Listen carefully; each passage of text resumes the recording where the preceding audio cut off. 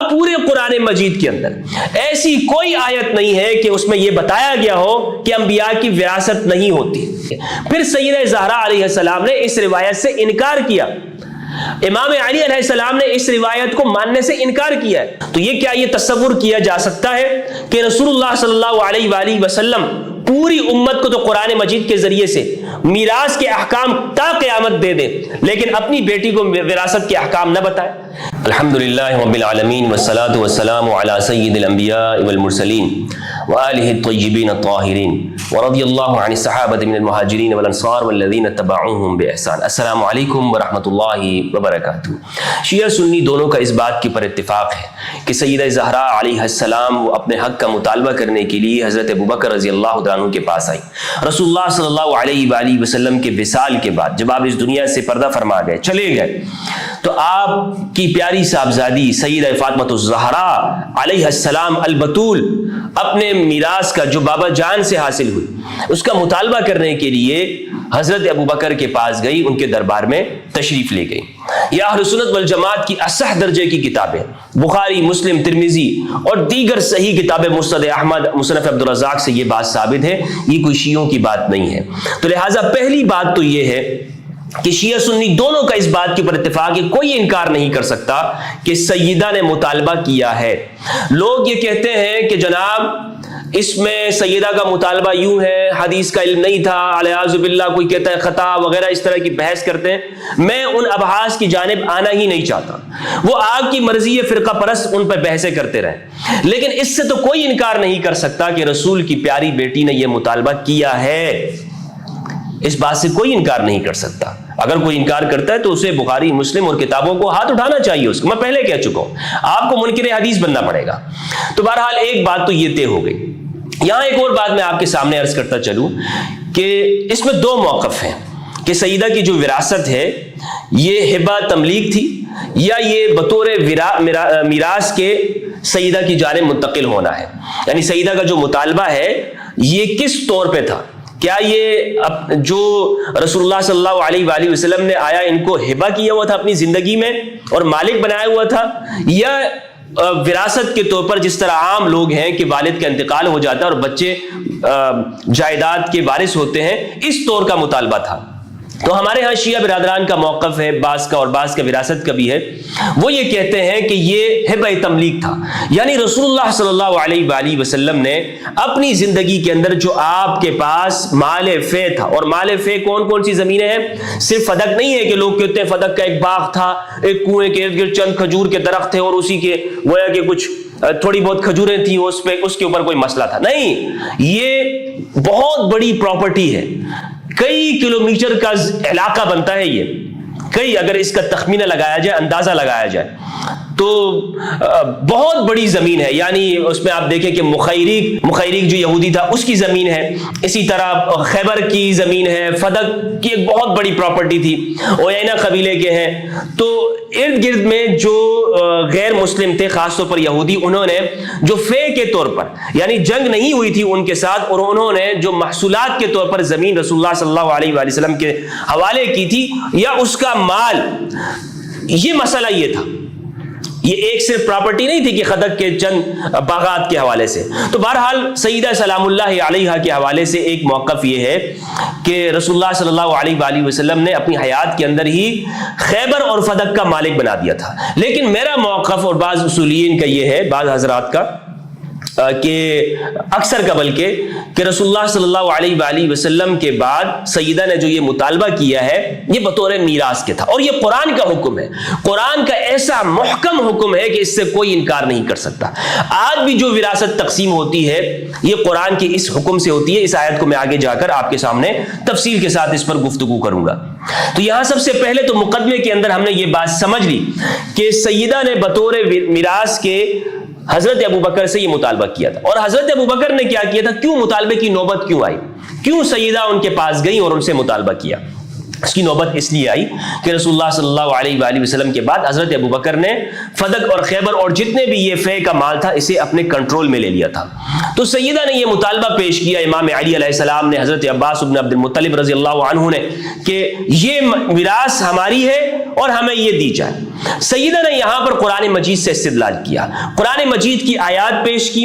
دوسری جانب سے حضرت ابو بکر رضی اللہ عنہ نے روایت پیش کی. اہل سنت والجماعت کا بنیادی اصول ہے کہ ایک طرف اگر قرآن کی آیت ہو اور دوسری جانب روایت پیش کی جائے تو سب سے پہلے تو ہماری کوشش یہ ہوتی ہے کہ ہم روایت اور آیت کو آپس میں تطبیق دینے کی کوشش کریں کہ کسی طرح سے دونوں باتیں آپس میں مل جائیں.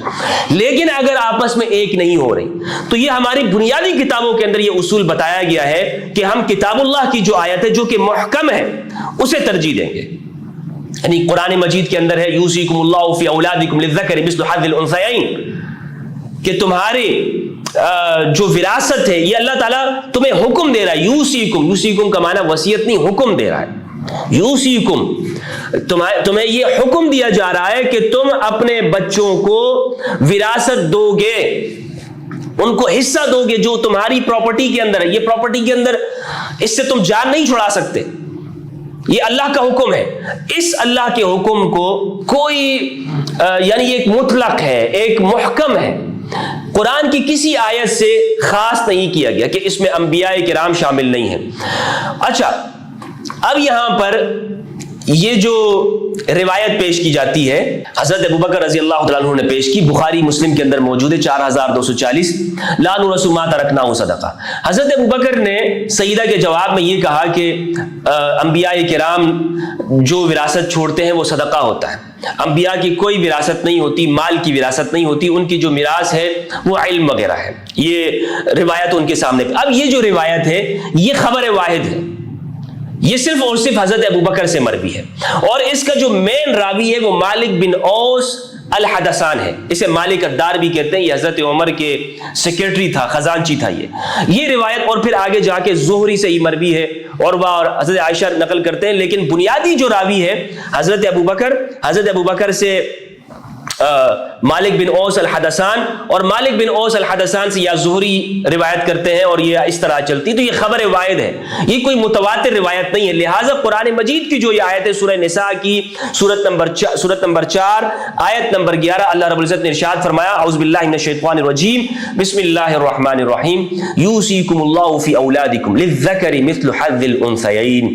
اللہ تمہیں تمہاری اولاد کے بارے میں یہ حکم دیتا ہے کہ تمہارے جو بچوں کا, جو لڑکوں کا جو حصہ ہے, یہ ایک لڑکے کا حصہ دو کے بقدر ہے, دو لڑکیوں کے بقدر ہے. انثیین فإن كن نساء فوق اثنتین فلهن ثلثا ما ترک. آگے پوری یہ آیت اس کو آپ پڑھ لیجئے, موضوع سے متعلق نہیں ہے. تو یہاں پر اس آیت کو پیش کرنے کا مقصد یہ قرآن کی محکم آیت ہے. اس محکم آیت کو, واضح آیت کو خبر واحد کے ذریعے سے ہم یہ خاص نہیں کر سکتے, منسوخ نہیں کر سکتے, یا اس سے استثناء نہیں کر سکتے کہ جناب اس آیت کے اندر انبیاء کرام شامل نہیں ہیں, کیونکہ قرآن مجید کی دیگر آیات سے یہ بات معلوم ہوتی ہے کہ انبیاء کرام ان کی وراثت ہوتی ہے. اور قرآن مجید یہ کہتا ہے کہ قرآن کے مقابلے میں کوئی دوسری بات قبول نہیں کی جائے گی. یعنی اتنا بڑا تضاد نہیں ہو سکتا کہ قرآن ایک حکم دے رہا ہو اور خود ہی رسول اللہ صلی اللہ علیہ وآلہ وسلم ایسا حکم دے دے جو قرآن سے ٹکرائے. ایسا حکم نہیں ہو سکتا. قرآن مجید کے اندر ہے سورہ فصلت آیت نمبر 42 سورت نمبر 41, فرمایا لا یأتیہ الباطل من بین یدیہ ولا من خلفہ تنزیل من حکیم حمید, کہ اس قرآن کا آگے اور پیچھے سے, دائیں بائیں سے کوئی مقابل نہیں آ سکتا کہ جو اس قرآن کی آیت کو وہ سائڈ پہ کر دے یا اس قرآن کی آیت کو منسوخ کر دے. ایسا نہیں ہو سکتا. اسی طرح فرمایا وَأَنزَلْنَا إِلَيْكَ الْكِتَابَ بِالْحَقِّ مُصَدِّقًا لِمَا بَيْنَ يَدَيْهِ مِنَ الْكِتَابِ وَمُهَيْمِنًا عَلَيْهِ فَاحْكُمْ بَيْنَهُمْ بِمَا أَنزَلَ اللَّهُ. سورت نمبر 5 آیت نمبر 48, وَأَنزَلْنَا إِلَيْكَ الْكِتَابَ بِالْحَقِّ, ہم نے آپ کی جانب کتاب کو حق کے ساتھ اتارا. مُصَدِّقًا لِمَا بَيْنَ يَدَيْهِ, یہ اپنے سے پہلوں کی یعنی جو پہلی کتابیں ان کی تصدیق کرنے والی ہے, اور ان کے اوپر نگران ہے. مہیمنن, یہ نگران ہے قرآن مجید, یہ روایات کے اوپر نگران ہے.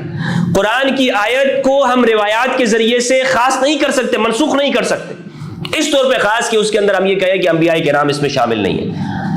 اگر قرآن کی آیت کو خاص کیا جائے گا تو وہ قرآن کی آیت کے ذریعے سے ہے۔ مثال کے طور پر قرآن مجید کے اندر یہ سورہ مائدہ میں فرمایا یا ایھا الذین آمنوا اذا قمتم الى الصلاۃ فاغسلوا وجوہکم وایدیکم الى المرافق وامسحوا برؤوسکم، یعنی وضو کے بارے میں بتایا، اس کے فرائض بتاتے ہوئے اللہ رب العزت نے ارشاد فرمایا جب تم نماز کا ارادہ کرو تو تم اپنے چہرے کو دھو لو، ہاتھوں کو دھو لو، پیروں کو دھو یا پیروں کا مسح کرو، اور اسی طرح سر کا مسح کر لو۔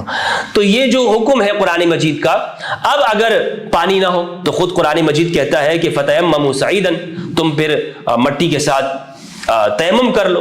تو قرآن نے خود ہی اپنے ایک حکم کے بارے میں بتا دیا، یعنی ایک حکم اگر قرآن اس کو خاص کرتا ہے تو قرآن اس کے بارے میں بتا دیتا ہے۔ اب پورے قرآن مجید کے اندر ایسی کوئی آیت نہیں ہے کہ اس میں یہ بتایا گیا ہو کہ انبیاء کی وراثت نہیں ہوتی، انبیاء کی وراثت نہیں ہوتی، پورے قرآن میں موجود نہیں ہے، لیکن ہمارے یہاں بس شدت یہ اختیار کی جاتی ہے نہیں انبیاء کی وراثت نہیں۔ کس بنیاد کے پر؟ روایات کی بنیاد پر۔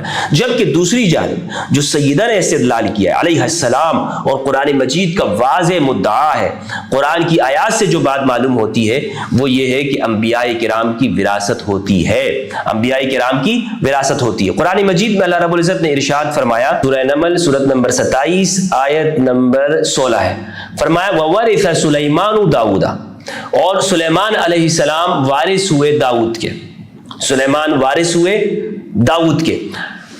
اب اس میں واضح لفظ موجود ہے وارث ہوئے سلیمان داؤد کے، یعنی وراثت انبیاء کی چلتی ہے۔ اب یہ اس پہ بات نہیں ہے کہ یہ وراثت مالی ہے یا یہ وراثت نبوت کی ہے، نبوت کی وراثت نہیں ہوتی، یعنی یہ اہل سنت کا اس بات کے اوپر اجماع ہے کہ نبوت کوئی وراثت کی چیز نہیں ہے کہ نبی ضروری ہے کہ نبی کا بیٹا بھی نبی ہو، یہ وراثت کے طور پر منتقل نہیں ہوتی، یہ وہابی ہے، یعنی یہ اللہ کی جانب سے عطا ہوتی ہے، یہ کسبی نہیں ہے، نسلی نہیں ہے۔ یہ پورے اہل سنت کے اس بات کے اوپر اجماع ہے۔ لیکن یہاں پر ہمارے ہاں لوگ کیا کہتے ہیں کہ یہاں پر یہ جو وراثت ہے یہ نبوت کی وراثت ہے، تو یہ جو تعویل ہمارے ہاں کرتے ہیں یہ درست نہیں بنتی ہے، خود اپنے اصول سے یہ بات ٹکراتی ہے۔ یہاں پر جو وراثت ہے یہ مال کی وراثت ہے۔ حضرت سلیمان علیہ السلام ملک کے وارث ہوئے، بادشاہت کے وارث ہوئے، پراپرٹی کے وارث ہوئے حضرت داؤد علیہ السلام کے۔ اسی طرح سے حضرت زکریا علیہ السلام نے جو دعا کی ہے اس دعا کے اندر بھی حضرت زکریا علیہ السلام یہ کہتے ہیں کہ مجھے بیٹا عطا کر کہ جو میرا وارث بنے۔ کیا فرمایا؟ قرآن مجید کے اندر ہے سورہ مریم سورت نمبر 19 آیت نمبر 6 ہے، فرمایا وَإِنِّي خِفْتُ الْمَوَالِيَ مِنْ وَرَائِي وَكَانَتِ امْرَأَتِي عَاقِرًا فَهَبْ لِي مِن لَّدُنْكَ وَلِيًّا، میں اپنے بعد کے لوگوں سے مجھے خوف ہے، موالیہ اپنے بعد کے جو میرے لوگ آ رہے ہیں ان سے مجھے یہ خوف ہے، وَكَانَتِ امْرَأَتِي عَاقِرًا، اور میری جو بیوی ہے وہ بانجھ ہے، فَهَبْ لِي مِن لَّدُنْكَ وَلِيًّا، اپنی جانب سے آپ مجھے ایک مددگار، ایک ساتھی عطا کرتے ہیں، ایک بیٹا عطا کرتے ہیں، یرثنی ویرث من آل یعقوب وجعلہ ربی رضیہ، جو میرا وارث ہو اور آل یعقوب کا وارث ہو، اور اسے اپنی بارگاہ میں پسندیدہ بنا، مرضی بنا، راضی اور مرضی بنا، جو تیری طرف سے چنیدہ ہو۔ تو اب یہاں پر دیکھیں یرثنی ویرث من آل یعقوب، حضرت زکریا علیہ السلام نے اپنے بیٹے کے لیے جو یحییٰ کے لیے دعا کی تو کیا فرمایا کہ جو میرا وارث اور آل یعقوب کا وارث ہو۔ اب یہ وراثت یہاں پر مال کی ہے، نبوت کی وراثت نہیں ہے، نبوت کی وراثت، کیونکہ وَجَعَلْهُ رَبِّي رَضِيًّا، نبوت کے لیے خود حضرت زکریا علیہ السلام آگے دعا کر رہے ہیں کہ آپ اسے مرضی بنائیں، یعنی جو آپ کے ہاں رضا کے اعلیٰ مرتبے کے اوپر فائز ہو، یعنی اسے نبوت حاصل ہو۔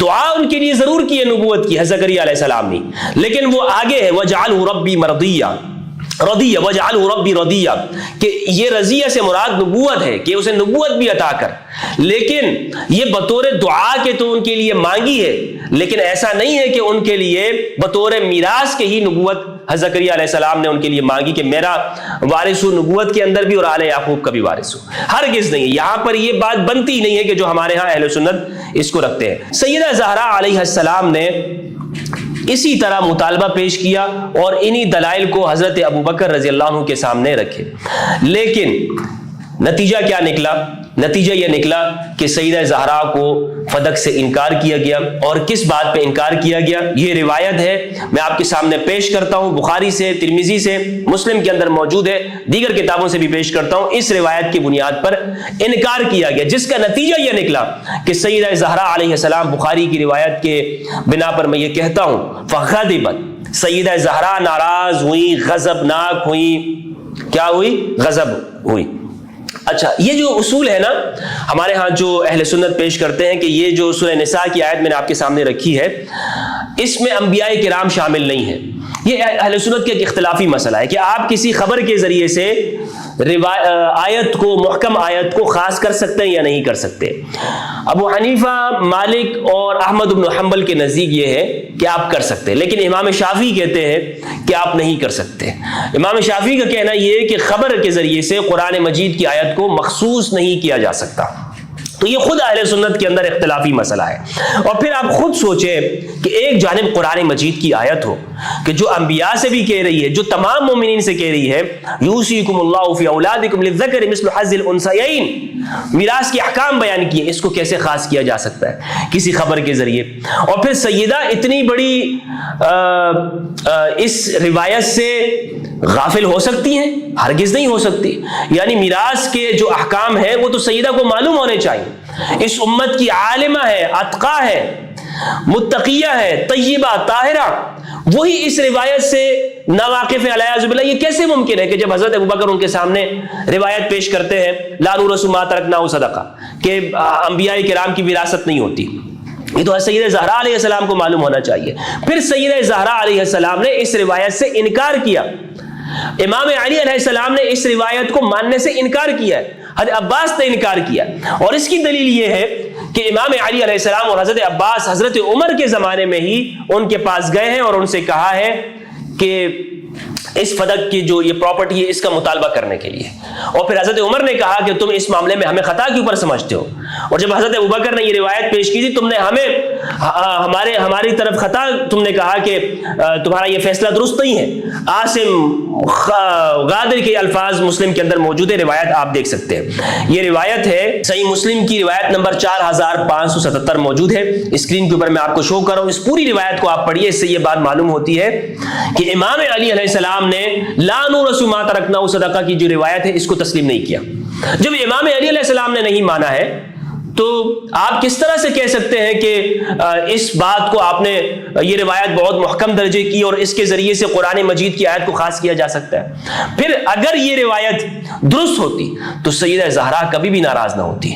روایت سن کر سیدہ زہرا ناراض ہو گئی اور پھر یہاں تک کہ جنازے میں بھی شرکت کی اجازت نہیں دی. صحیح بخاری کے اندر موجود 4240 روایت کے اندر حضرت عائشہ سے مروی ہے کہ حضرت ابوبکر رضی اللہ عنہ کو بتایا تک نہیں، اور اسی طرح امام علی علیہ السلام نے ان کا جنازہ پڑھا دیا اور ان کو دفنا دیا، کسی کو نہیں بتایا.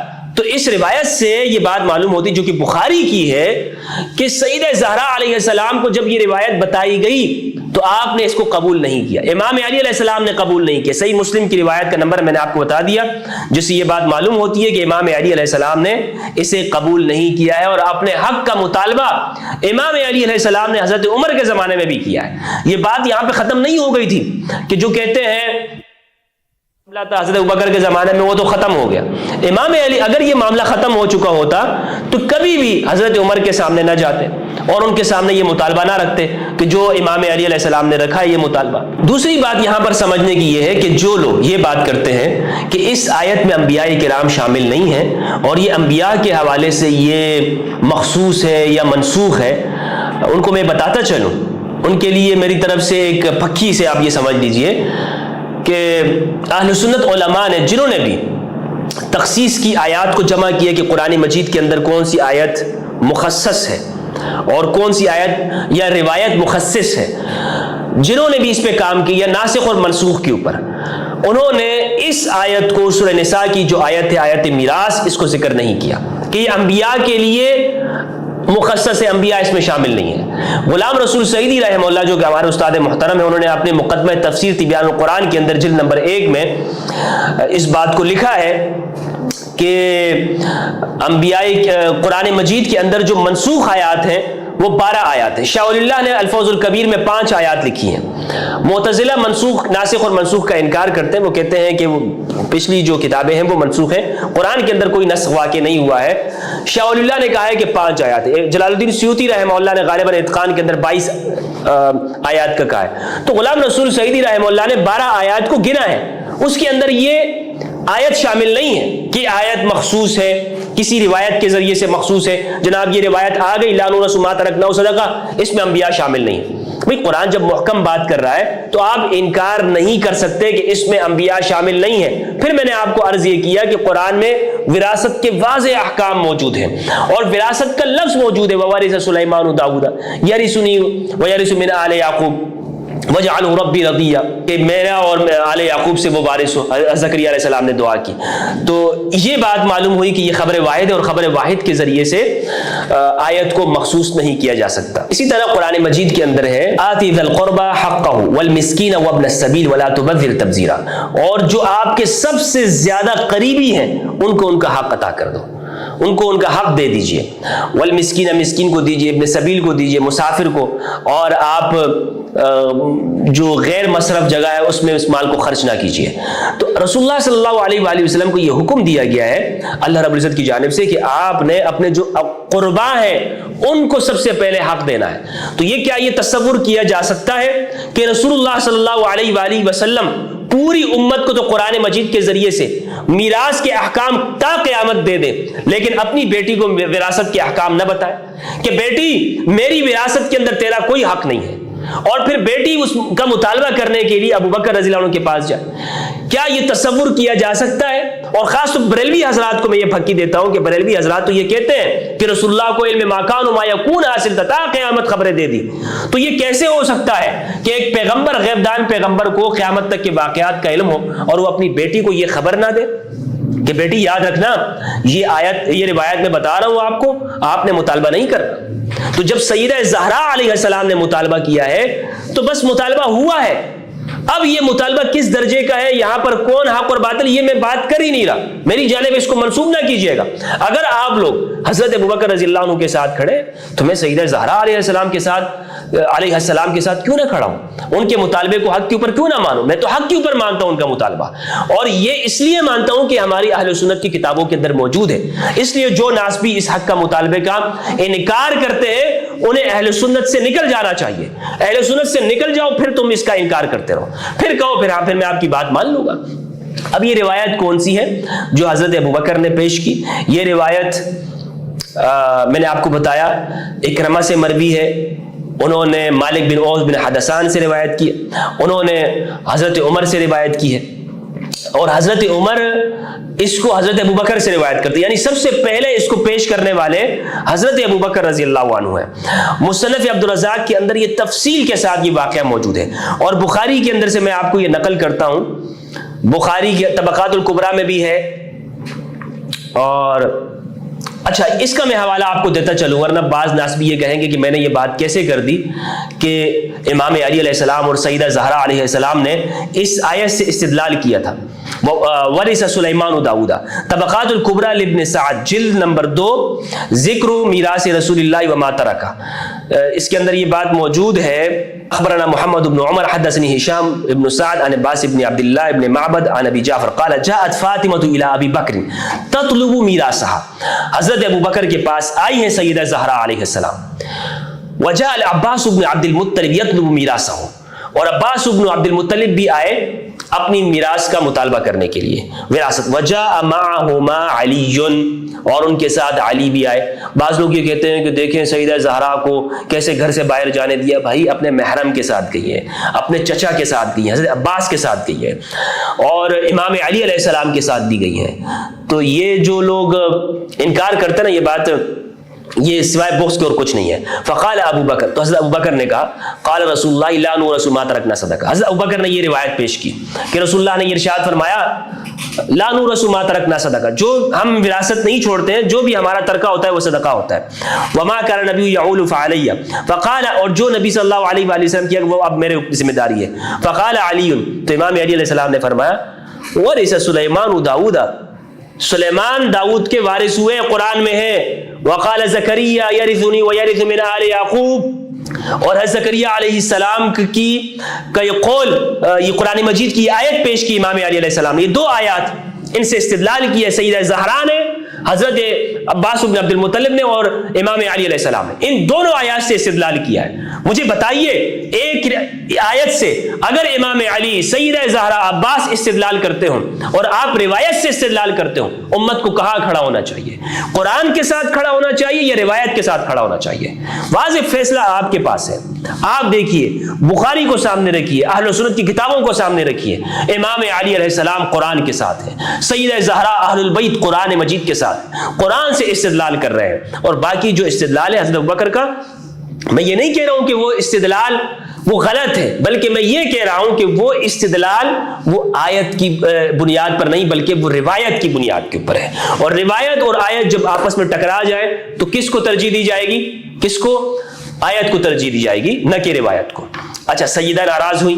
طبقات کبریٰ ابن سعد کی جلد 10 صفحہ 28، سیدہ زہرا کے جو احوال کے اندر تفصیل کے ساتھ یہ بات لکھی ہوئی ہے. جب حضرت ابوبکر نے کہا لا نورث ما ترکنا صدقہ، تو فغضبت فاطمہ وعاشت بعد وفات رسول اللہ صلی اللہ علیہ وآلہ وسلم 6 اشہر. تو فغضبت فاطمہ، سیدہ ناراض، غضب ہوئی. مسند احمد بن حنبل جلد 1 روایت کا نمبر ہے 9، یقول لا نورث ما ترکنا صدقہ انما یاکل آل محمد فی ھذا المال. یہ روایت موجود ہے مسند احمد جلد 1 حدیث نمبر 25، ابو ہریرہ کی حدیث ہے. یہ اس کے اندر یہ پورا واقعہ موجود ہے. فغضبت فاطمہ علیہ السلام فہجرت ابا بکر رضی اللہ عنہ. سیدہ ناراض ہوئی، غضبناک ہوئی اور ابو بکر کو چھوڑ دیا. حجرت فلم تزل مہاجرته حتى توفیت، اور یہ چھوڑنا یہاں تک تھا کہ آپ کا وصال ہو گیا، اس دنیا سے چلی گئی. قال وعاشت بعد وفات رسول اللہ صلی اللہ علیہ وآلہ 6 اشہر. 6 مہینے تک وہ حیات رہی ہیں، یعنی 6 مہینے تک بات نہیں کی. اور ہمارے اہل سنت اس بات کو انکار نہیں کر سکتے، یہ تواتر کے ساتھ یہ بات ثابت ہے. ذرا مسند احمد کی 1781 نمبر کی روایت موجود ہے. صحیح بخاری کی روایت ہے، میں آپ کو بتاتا ہوں، 4240 4241 روایت ہے. عن عروہ عن عائشہ ان فاطمہ علیہ السلام بنت النبی صلی اللہ علیہ وآلہ وسلم. بخاری تو علیہ السلام کہے اور یہاں ہمارے ترجمہ کرنے والے رضی اللہ عنہ. یہ ترجمہ کرنے والے ہمارے اردو میں، آپ یقین کیجئے میں اردو ترجمہ پر بھروسہ نہیں کرتا ہوں، اور اسی لیے لیکن چونکہ مجبوراً آپ کے سامنے پیش کرنا ہوتا ہے، کیونکہ لوگ پھر بلاسفیمی لگا دیتے ہیں کہ بھائی ترجمہ تم نے غلط کیا ہے، تو ان کے سامنے پھر ان کے مولویوں کے ترجمے شو کرنے کی ضرورت پڑتی ہے، کیونکہ یہ کہتے ہیں یہ ترجمے اپنے اس ترجموں کے اوپر بھروسہ کرتے ہیں. لیکن مسئلہ سارا یہ ہے کہ ان کے جو ترجمے ہیں خیانتوں سے بھرے ہوئے ہیں، خیانتوں سے. میں نے بخاری کے جو ترجمے ہیں جو انہوں نے سلفیوں نے اور جو دیگر لوگوں نے کیے ہیں، 100 سے زیادہ میں نے اس میں ان کی خیانتیں پکڑی ہوئی ہیں. اس کے اوپر انشاءاللہ میں گفتگو کروں گا کہ کہاں کا. مثال کے طور پر یہاں اسی روایت کو دیکھ لیں، جہاں پہ سیدہ زہرا کا نام آتا ہے بخاری کہتے ہیں علیہ السلام، اور ترجمہ کرنے والی نیچے لکھتا ہے رضی اللہ عنہ. یہ کون سا طریقہ ہے بھائی؟ جو بخاری نے لکھا ہے وہی ترجمہ کرو. تمہارے ہاتھ ٹوٹ رہے ہیں یہ لکھتے ہوئے، تمہاری زبانیں گنگ ہو جاتی ہیں، اندھے بہرے ہو جاتے ہو، تمہاری زبانیں کام کرنا چھوڑ دیتی ہیں جب سیدہ زہرا کو علیہ السلام کہنے کی باری آتی ہے. کیوں نہیں کہہ سکتے ہو تم؟ بخاری سے بڑے تم اپنے آپ کو سنی بنا دیتے ہو. اس روایت کے اندر یہ ہے کہ ابو بکر رضی اللہ عنہ نے کہا لا نورث ما ترکنا، فقال ابو بکر صدقہ انما یاکل آل محمد صلی اللہ علیہ وسلم فی ھذا المال وانی واللہ لا یغیر شیئا من صدقۃ رسول اللہ. طویل روایت ہے. اس روایت میں جب ابو بکر رضی اللہ عنہ نے یہ بات پیش کی تو سیدہ کے بارے میں یہ ہے فابا ابو بکر ان یدفع الی فاطمہ منها شیئا. یہ الفاظ جب میں پڑھتا ہوں یقین کریں میرے رونگٹے کھڑے ہو جاتے ہیں. حضرت ابوبکر نے کچھ بھی دینے سے انکار کیا کہ کچھ بھی دیا جائے. سیدہ کو دینے سے انکار کیا ہے، کہا کہ یہ میں اپنے پاس اس کا انتظام رکھوں گا، اپنے پاس رکھوں گا لیکن آپ کو نہیں دوں گا. بخاری کے الفاظ موجود ہے شیئن، کچھ بھی دینے سے انکار کیا. فوجدت فاطمہ علی ابی بکر فی ذالک، فی علی ابی بکر، تو ابو بکر پر اس معاملے کے اندر سیدہ فاطمہ نے فوجدت ناراض ہوئی، فوجدت فاطمہ، اس کا ترجمہ کرنے والے میں آپ کو بتاتا ہوں، اس کا ترجمہ ان پر غصہ ہونا بھی ہے، غضبناک، جس طرح دیگر روایات ہیں، لیکن اس سلفی عالم کا ترجمہ آپ کے سامنے پیش کرتا ہوں، داؤد راز کا۔ یہ کیا کہتے ہیں؟ غرض ابو بکر نے فاطمہ رضی اللہ عنہ علیہ السلام کو کچھ بھی دینا منظور نہ کیا، کچھ بھی دینا۔ اس پر حضرت فاطمہ ابو بکر کی طرف سے خفا ہو گئیں اور ان سے ترک ملاقات کر لیا، اور اس کے بعد وفات تک ان سے کوئی گفتگو نہیں کی۔ یہ بخاری کی روایت ہے بھائی، وفات تک کوئی۔ اور پھر آگے دیکھیں، وعاشت بعد النبی صلی اللہ علیہ وآلہ وسلم 6 اشہر فلما توفیت دفنها زوجها علی لیلا۔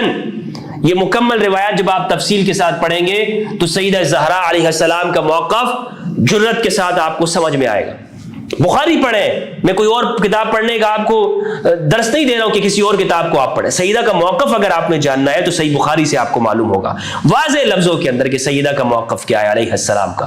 تو بہرحال آج کی اس ویڈیو کے اندر ہم نے یہ گفتگو کی کہ ایک جانب قرآن کی آیت ہے اور دوسری جانب روایت ہے، اور روایت قرآن مجید کے اوپر حاکم نہیں ہے۔ قرآن سے ہی میں نے آپ کو بتا دیا کہ مہیمنن، قرآن کی جو صفت ہے مہیمن، یہ روایات کے اوپر، دیگر آسمانی کتابوں کے اوپر قرآن مہیمن ہے۔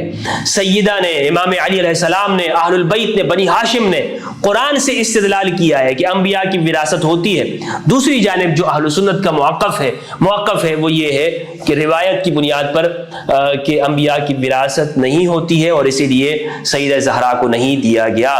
یہ مطالبہ جو سیدہ نے کیا تھا ان کا مطالبہ پورا نہیں کیا گیا اور کچھ بھی نہیں دیا گیا۔ آپ کے سامنے قرآن بھی ہے اور روایات بھی ہے، اب آپ کی مرضی ہے کہ آپ قرآن کے ساتھ کھڑا ہونا چاہتے ہیں یا روایات کی جانب کھڑا ہونا چاہتے ہیں۔ بروز قیامت رسول شکوہ کریں گے، ان قوم اتخذوا هذا القرآن مہجورا، میری قوم نے قرآن کو چھوڑ دیا تھا۔ آپ قرآن کے ساتھ ہیں یا روایت کے ساتھ ہیں، یہ فیصلہ آپ نے کرنا ہے۔ میں نے دیانتداری کے ساتھ روایات آپ کے سامنے پیش کی ہیں، اور میرا موقف اس حوالے سے بہت واضح لفظوں میں یہ ہے کہ سیدہ زہرا علیہ السلام کا جو مطالبہ ہے وہ قرآن مجید کی آیت کی بنیاد کے اوپر ہے، وہ قرآنی نصوص ہے، وہ روایت کی بنیاد پر نہیں ہے۔ اور اگر یہ روایت درست ہوتی، امام علی علیہ السلام کبھی بھی حضرت ابو بکر کو یہ نہ کہتے یا سیدہ ان سے ناراض نہ ہوتی۔ یہ کیا بات ہے کہ روایت سنی اور سیدہ ناراض ہو گئی؟ یہ تو ہو ہی نہیں سکتا نا کہ اپنے بابا جان کا فرمان سنے اور سیدہ ناراض ہو جائے۔ دین تو دین سمجھنے والے تو وہی ہیں، صاحب البیت ادری بما فیہ۔ سیدہ کو معلوم ہے کہ میرے بابا کا جو دین ہے اس میں یہ وراثت میرا حق بنتا ہے یا نہیں بنتا۔ کیوں غصہ ہو گئی، کیوں ناراض ہو گئی؟ نہیں ناراض ہونا چاہیے تھا اگر یہ روایت انہیں درست سمجھتی اس روایت کو۔ تو بہرحال قرآن کا مقدمہ میں نے آپ کے سامنے رکھ دیا۔ اللہ رب العزت سے دعا ہے کہ پروردگار ہمیں قرآن مجید میں تدبر کرنے اور اہل بیت کی معرفت عطا فرمائے۔ والسلام علیکم ورحمۃ اللہ وبرکاتہ۔